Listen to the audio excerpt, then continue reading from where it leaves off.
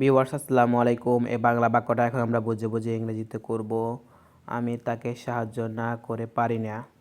তো এটা একটু ডিফারেন্ট ওয়েতে আমাদেরকে বাংলা থেকে ইংরেজিতে করতে হবে।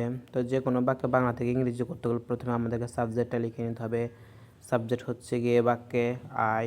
এই বাক্যটা বাংলা থেকে ইংরেজি করার জন্য একটা আমাদেরকে ফ্রেজ ইউজ করতে হবে, ক্যান নট বাট, অর্থাৎ সাহায্য না করে পারি না, সাহায্য না করে পারি না, এর জন্য আমাদেরকে ক্যান নট বাট লিখতে হবে।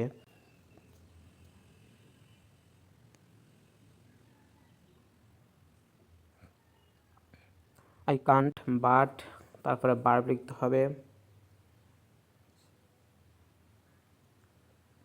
আই কান্ট বাট হেল্প, তারপরে কাকে তাকে তাকে ইংরেজি আমরা লিখতে পারি হিম। আর স্ত্রী বাচ্চা করে সেক্ষেত্রে আমরা হার লিখবো। তাকে তাকে ইংরেজি আমরা লিখতে পারি হিম। আর স্ত্রী বাচ্চা করে সেক্ষেত্রে আমরা হার লিখবো। I can't but help him, আমি তাকে সাহায্য না করে পারি না। এখন এখানে যদি লেখা থাকতো আমি তাকে মারা ছাড়া থাকতে পারি না, আই কান্ট বাট বিট হিম, আমি তাকে শেখানো ছাড়া থাকতে পারি না, I can't but teach him. এভাবে আপনারা অনেক বাক্য তৈরি করতে পারেন। ধন্যবাদ। আসসালামু আলাইকুম। ভিডিওটা কেমন হচ্ছে কমেন্ট করে জানাবেন।